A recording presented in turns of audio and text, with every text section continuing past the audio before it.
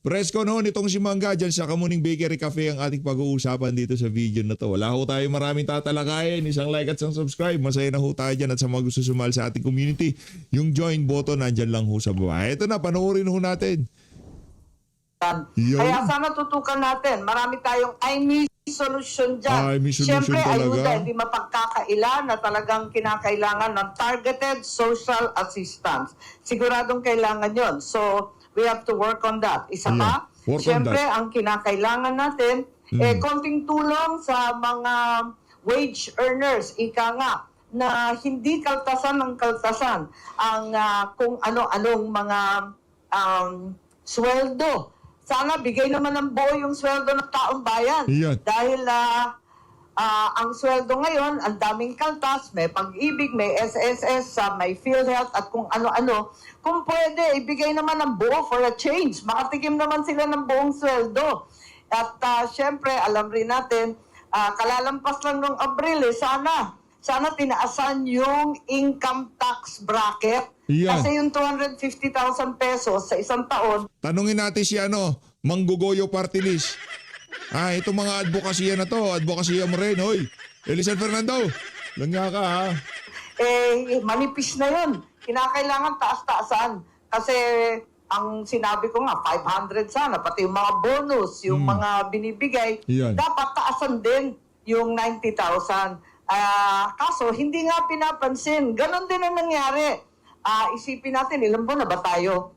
Nag-attack noong February 28 o March, April, nasa Mayo na tayo. Magtatapos na yung Mayo, 3 buwan na. Wala pang aksyon. Minadali kami ng todo-todo sa Senado. Huwag na daw magdeba-debate doon sa excise tax. Hanggang ngayon, hindi pa binabawasan yung sa excise tax. Ang binawasan lamang, kerosene. Bakit naman kerosene? Ang sadyang kailangan ng tao ay gasolina at diesel. Kerosene lamang ang sinabi, LPG daw, pero kulang-kulang naman. Kaya eto, hindi natin natutumbukan ang tunay na problema. Pati yung VAT. Parati ko sinasabi yung VAT kasi nararamdaman yun sa point of sale. Kung stasyon sana, yung petrol station, yan sana. Kasi mahapdi, di ba? Masakit talaga yung dating ng nga ngayon. Bumaba ng konti, 91 pesos. O 91 pesos, maibsan ng konting VAT at excise tax. Action na naman nila, 10 pesos kada litro ang mamemenos kung talagang tututukan natin. Ganun din, mababawasan ng at least 2 to 3 pesos yung kada kilo ng bigas kapag nabawasan yung cost gasoline ng crudo. Ang hirap-hirap ng sitwasyon ngayon ng ating magsasaka. Kung nagdudusa ang consumer, nagdudusa rin ang mga magsasaka.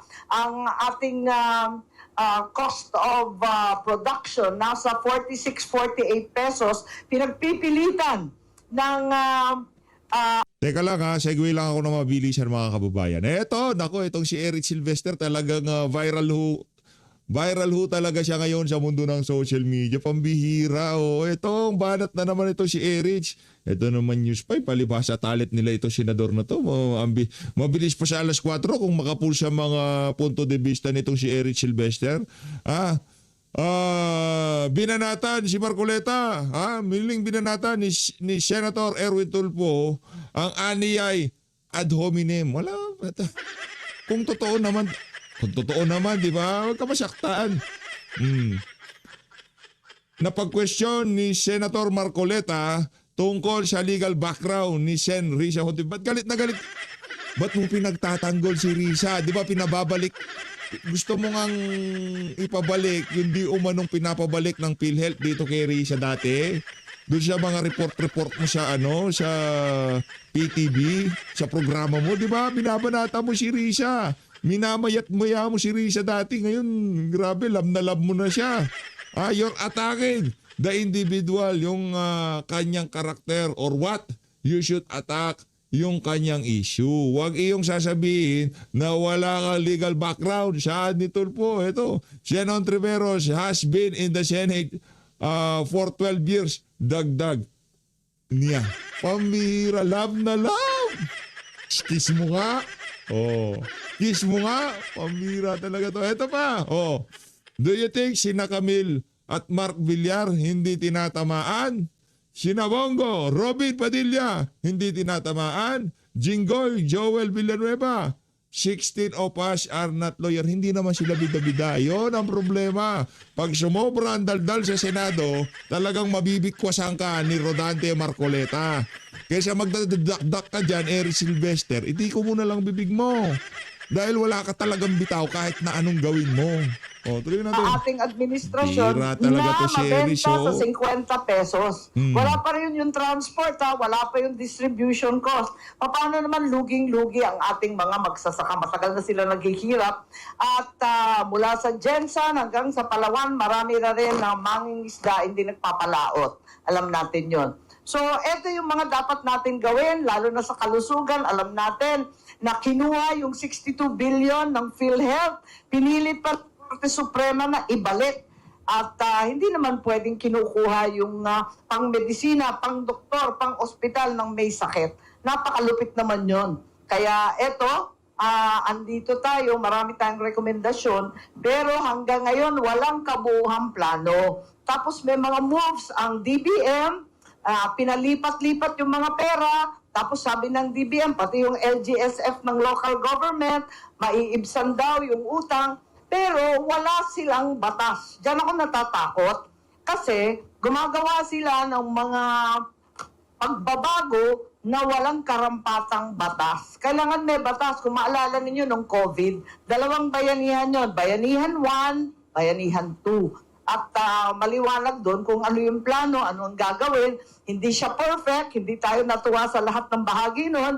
Gayunpaman, kahit papano may batas, may plano, at talagang natutukan. Ito, parang react-react na lang kung anong maisip. Pero wala pa naman talagang makabuluhang at kabuuhang plano. So, ito ang tinututukan natin. Sana lumayo tayo sa mga issue ng impeachment, mga issue ng kung ano-anong Noel, nakakasira talaga ng isip yun Thank you, Senator.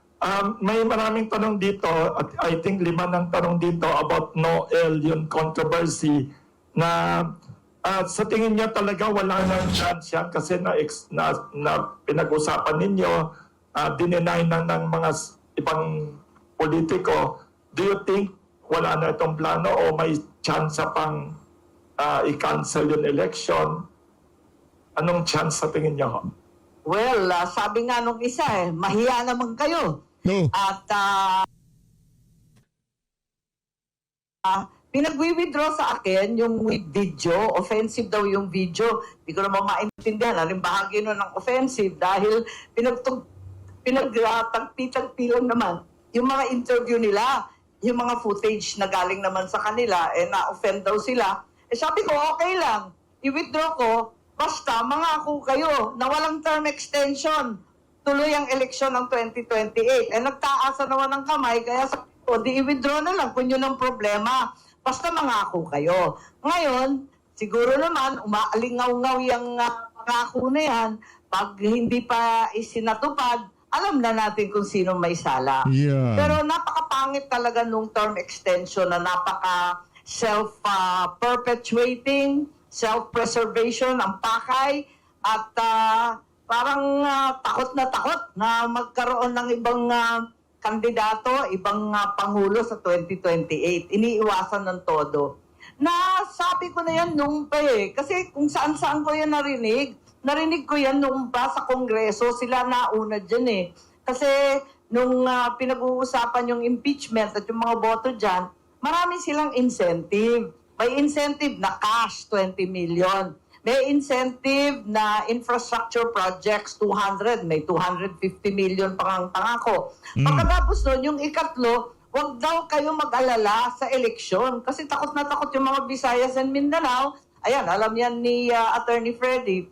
Ganun din, takot na takot din yung iba na suportado ng iglesia. Yan. Sabi nila, huwag kayong mag-alala dyan. Walang problema dyan sa iglesia at saka sa bismin. Yan. Kasi ang tutumpukin, chat siya. Papatan ang konstitusyon ng mga hindi manalo-nalo sa kanilang napaka-ambisyon plano.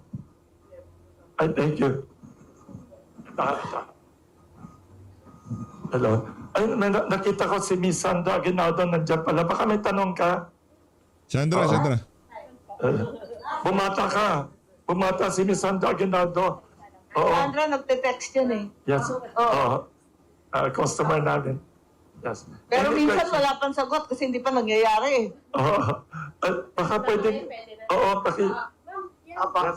yung following what happened na lang po last night, dahil nga po merong pag-walk out over the debate on changing the rules of the Senate to allow teleconferencing and video conferencing na rin po. So ano po nakikita nyo moving forward sa Monday po, mapapag-usapan na naman po ba ito and do you see further siguro scenes or scenarios like this on Monday? Huwag naman sana. Parati kaming sinisisi na ibinaon daw namin ang dangal ng Senado. Yun. Ang totoo, nawala ang dangal ng Senado nung pinagtatakpan yung mga mastermind ng flood control, nung hininto yung plea yes, ribbon. Doon talaga nabaon yung dangal ng Senado. Aminin natin, itong mga takbuhan, sigawan, alitan, bardagulan, sabihin natin, hindi naman yan eh. Yan na lang ang offshoot ng ugat ng problema Correct. na hindi Banatan matuloy-tuloy mo, yung Mangga. flood control. Balagbagin mo yung kapatid mo, Mangga. Mga magnanakaw kasi pamilya nyo eh. Pagkatapos, lumala pa from Inundot pa flood nga. control, naging tsa-tsa pa Inundot at term pa nga extension. Doon si naman talaga Mangga. nababaon ang aming institusyon ng Senado, ng inyong Senado, doon talaga nagkakaproblema. Ngayon, kung ano ang itutuloy, inaasahan ko na mag-uusap-usap sa mga susunod na araw at sana magkasundo na kasi hindi naman maganda itong sila na ang nagsabi ng napaka-unparliamentary na kulong na ang dalawa sa inyo. Kaya pinagpipilitan ninyo. May ganun eh. Eh hindi ba unparliamentary at offensive naman yun? Ikalawa, sila pa yung nag-walk out. Sila pa ang may tapang mag-walk out. Tama ba yun? Kaya eto nga, sana magkasundo na yung dalawang panig. Titiisin na namin sila. Tiisin na rin nila kami. Pero wag naman ganun. Walang Pag bastusan. sila, pwede. Pag kami, hindi pwede. Ano ba Eh, yan? hindi naman tama yung ganun. So, magkakaukus pa, hindi ko sigurado, supposed to be bukas, pero parang magkakamiting pa ng bukas ng gabi at magdidesisyon kung anong mangyayari by Friday. So, tignan natin, sana magkasundo na sa lalong Anong araw madaling po panahon. ngayon? Dahil parang Naku po, Wednesday pa lang pala ngayon. Akala ko Friday na. Inaabangan ko pa naman itong si Senator Rodante Marcoleta. Diyan sa saganang mamamayan. Ano ba yan? DH update, wala ka na sa hulog. Anong hinihintay mo? Ha? Pambihira, akala ko Friday na ngayon. Wednesday, Miyerkules pa lang ho pala. Pambihirang yan. Friday, tagal pa pala to. Wala bang ano mamaya? Meron. para sa akin, gusto ko nagtutukan ng trabaho. Trabaho at na kayo. lubayan na itong mga issues na pampolitika na hindi naman magdudulot ng karagdagang pagkain, ng gasolinang abot kaya, ng kalusugan para sa lahat. Follow up lang, do you see, anything happening between now and Monday that would change siguro yung conditions ng Leadership change na naman. Ito talagang mga na to. Ito talagang mga reporter na to. Hindi na kayo nagtigil sa leadership change. pag pinag-usapan nyo uli ito Ano nga sa kayo? Monday? Ako yung si Hope Springs Eternal. Kaya inaasahan ko na kahit papano we'll be able to go back to work. It's important. 1 linggo na lang kami. Kung tutuusin, 3 araw na lang natitira eh. Magre-recess na kami ng June 3. Wow, Tapos recess, na eh. ah. 3 araw na lang natitira. Nagkakarambola pa eh. Tama ba yun? Kaya 3 araw na. Ang dami pang nakasalang. Meron pa tayong crisis at emergency na hinaharap. Ang nakatutok lamang, ang tinututukan lamang, puros politika. Yan. Ito talaga, nakakahiya ito sa ating bansa. Yan. At ito talaga ang nakakahila ng dangal ng Senado. Yan. Oh. Yes. Do you expect any changes sa composition ng majority sa susunod na mga linggo, papasok na linggo? Considering na by Thursday ay meron ng pagsasampa daw ng kaso kay Jingo Estrada. Yun nga ang naririnig namin, ang dami-daming kaso. Ilan na ba? Pati si Senator Marcoleta, ayan, kahapon may announcement na naman. Pagkatapos si Senator Jinggoy, Senator Joel, Senator Cheese, yung dalawang Villar, si Camille at si Mark Villar. Isang katutak na talaga yung kaso eh. Inuubos yata kami sa kaso, tapos nakatenga pa na may ICC warrants na susunod. Kaya si Senator Bongo daw, nasa listahan na naman. Pananakot ba to o pang-aapi? Hindi ko na maintindihan. Palibasa, hindi sila nanalo dyan. Nakailang beses na papalit-palit yung Senate President. Bakit ganito katindi? Noon naman natalo kami. Hindi kami bumoto kay Senator Tito Soto. Wala naman umalma eh. Quiet lang kami. Kahit tinanggal lahat ng aming committee, ayos lang. Nagpasalamat pa rin kami. Kasi naniniwala kami sa proseso. Hindi kami kapit-tuko sa posisyon. Pero ngayon, bakit ganito? Nagwawala Hindi naman eh. nangyari ito dati. Oh. Adik kasi kapatid mo, di ba sabi mo? Yung problema pagka, di ba adik siya? Yan problema natin dito, madam.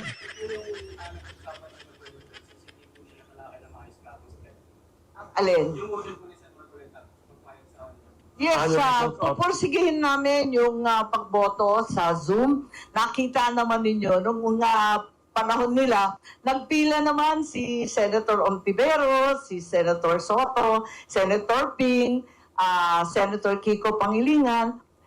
Nung panahon naman na may nakakulong o hinuhuli sa kanila, pagkaalala ko, Senator De Lima at saka Senator Trillanes, nag-motion rin naman sila na mag-remote voting. Bakit ngayon? May remote participation.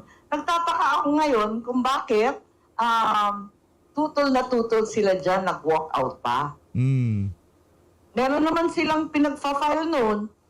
Andito nga, nakita ko, kaya ako nagtataka. Eto, may mga Resolution 658, andyan, ang dami. Resolution 51, may mga resolution sila nung dati tungkol sa remote participation. Bakit ngayon tutol na tutol? Di ba dapat patas? Thank you. Just to Yes. follow up on that, perhaps Yes. the thing that would set it apart is dahil may parating po na impeachment trial. Ano po? So nakikita niyo po ba na ang kung magtatagumpay po yung pag-change ng rules, ay syempre po makakalahok po doon yung mga ibang kasamahan sakali nga po matuloy na sila po ay arrested. At maaari silang bumoto. Tama po ba, ma'am? The Senate has great leeway in the Constitution and upheld repeatedly by the Supreme Court in formulating its own rules for impeachment. Ang Senado mismo ang gumagawa ng kanilang mga patakaran para sa impeachment. Kaya, kung mag-agree ang Senado na ito ang karapat-dapat, pwede naman talagang gawin. Wala namang bawal dun eh. Kaya pinagtatakang ko, napakarami na ng president dyan. May president rin sa walkout. Alam rin natin na yung Korte Suprema, nag-ruling na rin dyan na pwedeng ituloy-tuloy ng rump session. Kaya nagtataka ako, mas marunong sila. Yung iba nakakatanda sa amin, sa karanasan at sa edad. Abay, bakit nagkaganon? Ma'am, ano yung process para mag-apply din siya sa impeachment court po? Yun na nga ang dapat tatalakayin. Hindi pa nga napapag-usapan yung detalye kung ano yung remote, ano yung botohan, kung ano yung participation. Lahat yan hindi pa na-define. Kaya nagtataka ako kung bakit nag-walk out. Wala pa naman pinag-uusapan. Very interesting. Alam na, uwi tayo sa walk out. Ay, yes. Senator, ano pong reaction nyo na diversionary tactic lang daw po yung allegation nyo na no election sa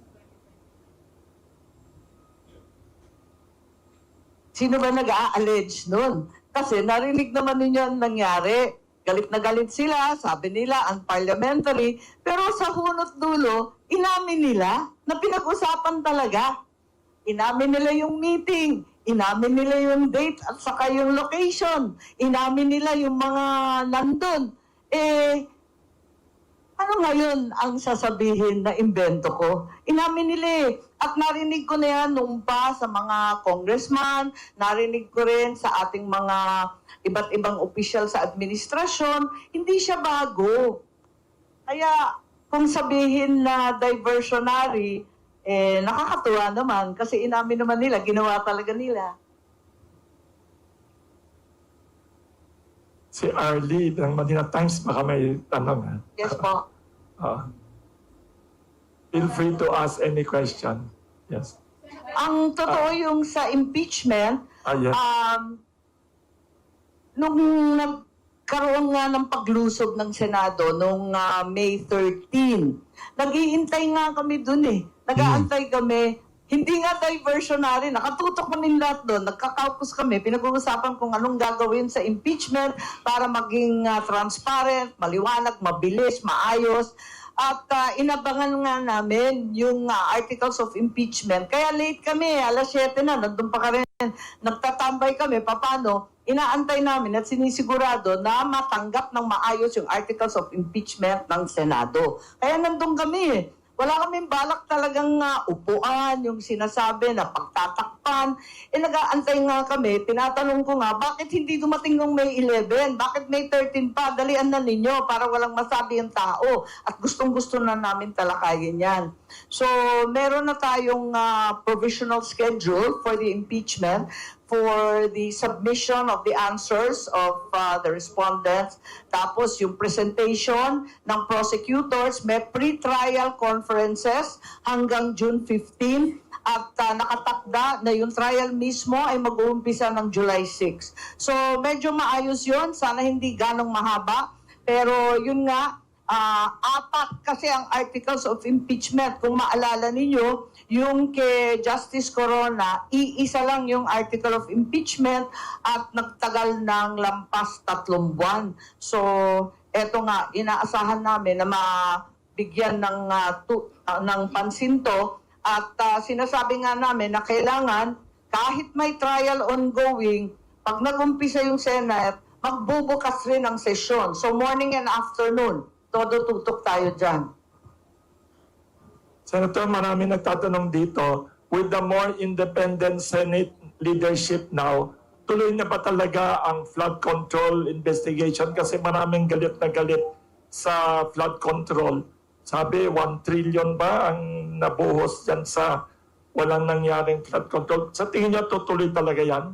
Yes, inaasahan ko na yan talaga ay tututukan. Pagkat hindi matapos-tapos yung topic na yan at hanggang ngayon, wala pa rin mga mastermind na nahuhuli. Hindi naman tama siguro yon. Kaya kinakailangan talagang pursikihin natin kung sino man abutan yan. Kung kamag-anak ko, pinsan buo ko, kapatid ko, pamangkin ko, sorry na lang, wala tayong magawa. Talagang sundan yung ebidensya. Sana mapatawag na sina Sergeant Gutesa, yung 18 Marines, si Tri Gim, sina Martin Romualdez. Kailangan tawagan na makapagsalita sila para sa kanila rin yun, para maipagtanggol nila yung sarili nila kung sakasakali. Kaya eto nga, yun ang gusto namin talaga mangyari. Pero ang problema kasi, first time yata ito, nagarapalan ang pakikialam ng ehekutibo sa legislative. Kung babalikan natin yung aral natin sa social studies, maliliit pa tayo, elementary pa lang tayo, Separation. 3 separate, distinct and independent branches of government that remain co-equal. Yun ang turo sa atin eh. Ano nangyari dito? Pinapakialaman kung sino-sino. Pati yung justice, pinapakialaman rin at sinisita pag hindi gusto yung hatol. Nagiging labo-labo na ito eh. Hindi pwede yung ganyan. Kailangan respetuhin natin yung saligang batas. Kung hindi kandidato ng ehekutibo ang nanalo bilang Senate President, ditiisin natin, makisama tayo, ganyan talaga. Ganyan talaga. At wag naman pakialaman yung ating justice na inuyurakan na sa pagkilala ng ICC. Yan ang problema. Para namang sinabi na failed state, inamin na natin, hindi natin kaya mamuno sa sariling bansa. Ano ba naman yun? meron pa naman mga korte sa Pilipinas, kompleto pa naman ang mga abogadong magagaling at maayos naman ang pagsunod sa batas kung bibigyan lang ng pagkakataon. Ma'am, Senator, meron mga nagbalita ito nakaraan na si Mayor Rabino ay naitalaga bilang Undersecretary ng DILG. Ito pinangalanan ito dati ni dating Pangulong Rodrigo Duterte na involved sa drug, sa drug business. Ano ang nakikita niyo po rito? Well, hindi naman tumakbo dito si Jed Mabilog, hindi naman tumakbo na nakaraang eleksyon. Ang inaantay yung mga natalo nung nakaraang eleksyon, lumampas na yung 1-year ban, kaya naitala na yata si dating Senador Francis Tolentino bilang DOLE. Inaantay din, inaabangan din si Secretary Abalos dati kung saan siya mapapaupo. At yung iba pang mga haka-haka, hindi ko alam. Pero marami talaga nag-aabang pagkat yun nga, magkakaroon daw ng shake-up. Kaya lang, eto nga, dati pinag-resign naman sila lahat, naibalik naman halos lahat. Kaya tignan natin kung ano talagang pagbabago ang mangyayari. Pero May na ngayon, kaya yun nga, paso na yung 1 year, di ba? Yung 1-year ban. So, inaasahan na may pagbabago talaga. Ano po yung napag-uusapan ng majority since lagi po sinasabi na dapat magbalik yung lingkod? Ano po napag-uusapan niyo sa majority para makapasible po na para magawa po? Well, unang-una nga, tutukan na yung tunay na problema ng bansa at solusyonan na itong Iran war fallout na napakatindi ng epekto sa ating bansa dahil 98% tayo dependent sa Middle East oil at 2/3 ng ating coal-fired plants talagang imported pa rin ang coal. At alam natin na panaytirik na sa Visayas at Mindanao ng mga coal-fired plant sa katutak na brownout sa Visayas at Mindanao. At eto nga, yung problema ng gasolina, ng diesel, ng magsasaka, na walang fertilizer, ang abono, yung urea, hindi lang mahal, wala pang mabili. So ang daming problema na totoo, na hindi naman kailangan na mapunta sa politika. So yun ang unang namin gustong tutukan, and we certainly want to put the impeachment aside so that we can move forward with this very, very serious emergency that's confronting the nation. Sir, good morning. 2 points, 2 issues lang po. First, could you comment doon sa sinabi ni Ombudsman na hinahanda nila ang grandest case against Speaker Romualdez? May grandest case. Hindi ko narinig yun. Pero sana magkaroon na tayo ng liwanag kasi napakatagal na nito kung tutuusin. Kailan ba ito nag-umpisa? Tagal na eh. Parang higit pa sa baby eh. 9 months na, mag-iisang taon na, inip na yung mga tao na parang nakalusot ang mga salarin. Wag naman ganito kasi puros na lang mga junior officials ng DPWH, mga kontratista, mga kung sino-sino, na kung tutuusin, pinag-utusan lang daw silang lahat. Sino nag-utos? Yun ang kailangan talagang tumbukin. Kung merong lalabas, sana nga lumabas ang mga kaso kontra sa mga mastermind na sinasabi at hindi naman yung mga senador. Hindi ko nga maintindihan eh. Ang layo-layo eh. Yung flood control, kung saan-saan na nakita, napunta naman sa Davao ang investigasyon.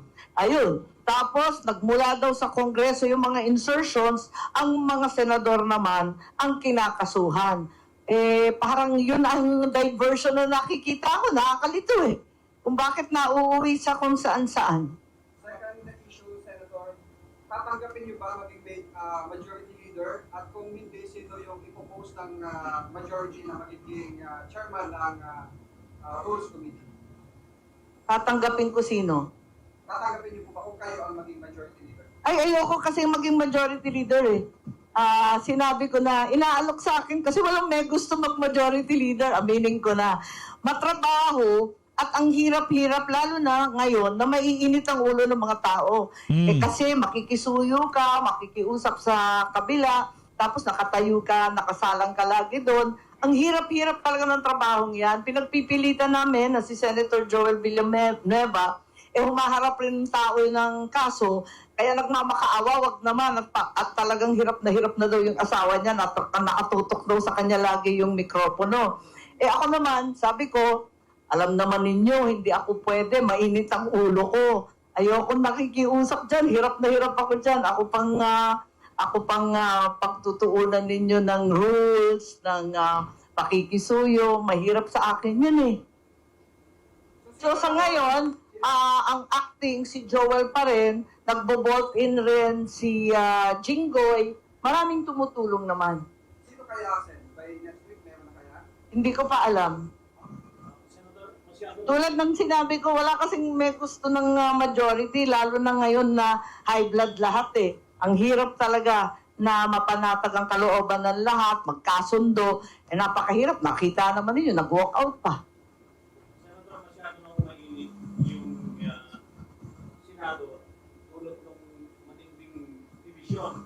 May suggestion o pahayag po si Senador Panfilo Lacson na ang makakapag-unite daw ng Senado ay gawing Senate President si Senador Sherwin Gatchalian. Hindi rin. Aso ni Lisa Araneta Marcos yun eh. Palagay ko, hindi naman sang-ayon yung nakararami. 13 kami, solid kami. Yung 11, iba naman yun. Kung ano yung kandidato nila, minority pa rin yun. Do you think by Ma'am A, yung 13 majority ay 13 pa rin? Dapat naman. Kami, solid kami. Yun nga lang, yung kinakasuhan, yung hinahabol, kung ano-ano talaga ang nangyayari, yan ang problema. Palibasa nga, buo kami, siguro may nagnanais na buwagin. Saan may mga kinakausap daw sa according sa mga ilang senators? May alam po ba kayo? Maraming nakikiusap, hindi lang senador, hindi lang kapwa senador, maraming opisyal sa gobyerno nakikialam, marami pang kung sino-sino na mga nakaupo sa palasyo na nakikisuyo. Talagang marami. Kaya nagtataka nga kami kasi noon hindi naman namin binoto si Tito Soto, pero tanggap na tanggap namin nung naging Senate President siya. Wala namang problema. Walang ganito na sungkitan, sulutan, kung ano-anong Takutan. announcement sa media, pati ba naman yung mga press natin nagagamit sa ka-announce ng kung ano-ano. Ang maliwanag, kung wala kang boto, Manahimik ka. tahimik muna, Oo. trabaho muna. Sen, normal ba yun? Pagbalik yung alas 5 ng hapon, disbalik yung ang session alas 3 ng hapon. Alas 5 ang sinabi. Meron kasing darating na foreign visitor. Ang Pangulo ng Vietnam ay pupunta sa Senado. Siya ay bagong Pangulo at napakahalaga sa atin ng Vietnam. Para sa akin, alam na alam ko, kasi number 1 supplier ng bigas ng Pilipinas. Talagang kinakailangan nating kausapin ng maayos. Kaya bibigyan muna natin ng honors, pagkakataon na magsalita, konting dialogue, at pagkatapos nun, magsesesyon kami ng normal. Ano ang inasaan nyo, Sen, sa Lunes? Inasaan ng mga babalik sa session? Sa presidente ng Vietnam or sa Senado? Sa Senado. Well, inaasahan ko na kumalma na at makapagtrabaho na kaming lahat. Po? Magandang umaga po, Senator. Tungkol po doon sa isang membro ng Sargentata ng Senado na binugbog ng PBI, ano pong aksyon ng Senado ang ginawa? At isa pa yun, kasi na-refer to Committee on Rules yung investigasyon tungkol sa Senate siege.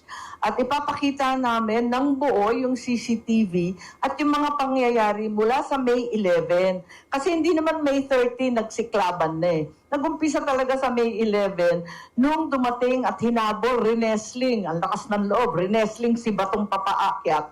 At duguan siyang dumating sa plenaryo. Dugo-dugo yung kamay ni Bato, isipin mo. Pagkatapos noon, si Terence Lim, yung isang osaan namin, hinahawi lang sila na huwag papasok dahil ang Senado, katulad ng Congress, ng Malacanang, may sariling security yan. Hindi basta papasok, miski police, miski marines, miski sino, hindi pwedeng papasok dyan kung walang pahintulot. Kaya tinatanong niya, Sir, wala naman tayong abiso niyan. Huwag muna kayo papasok, tanungin muna ninyo. Hinawi-hawi niya, kinuyog siya ng todo, kitang-kita naman sa video, nakadapa na yung tao, pinagsisisipa pa rin, binubugbog pa rin, tapos hinatak pa sa loob ng kanilang van. Milagro nga, nakatakas eh. Pero napilitan kami, padala sa ospital kasi sugatan naman at talagang bugbog sarado.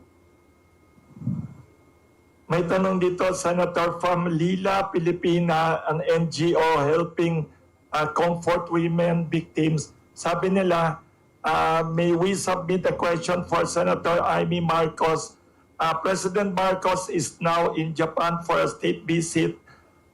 As chair of the Senate Foreign Relations Committee, do you support or do you, what is your reaction to the call of Lila Pilipina NGO for President Marcos to convey to the Japanese government their demand for apology and reparation for the Filipino comfort women victims as well as historical inclusion? Well, dalawang bahagi yan. Unang-una, sang-ayon ako na kinakailangan kilalanin yung hirap at sakit ng ating mga Pilipinang ginamit bilang comfort women nung nakaraang ikalawang digmaan. Sigurado ako na nagkahiring kami dyan at narinig namin ang karamihan. Marami sa kanila patay na, di ba? Tapos ilang lola na lang ang natitira. Kailangan talaga bigyan sila ng ginhawa. Pero sa kabila nun, marami rin pagkukulang dun sa pagtutuos ng UN.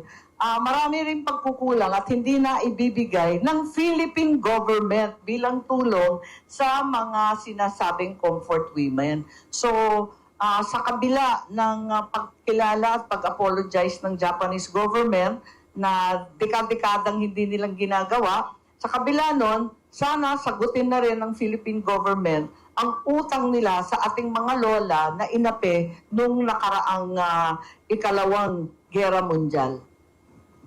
Thank you. May tanong naman dito, how Marami is... yun eh. May mga, yes. may mga scholarship para sa mga apo, mga restoration, bahay, mga yes. tulong sa medical. Lahat yun sagot ng Pilipinas tapos hindi naman Hindi pa ginawa. naibigay. Ayun. May Sorry. UN resolution yata. Yes, that's right. Tapos Condemning. nagkasundo at ito ang gagawin natin, ito yung gagawin ng kabila. Yun nga, hindi pa na isasatupad. Maski yung side natin.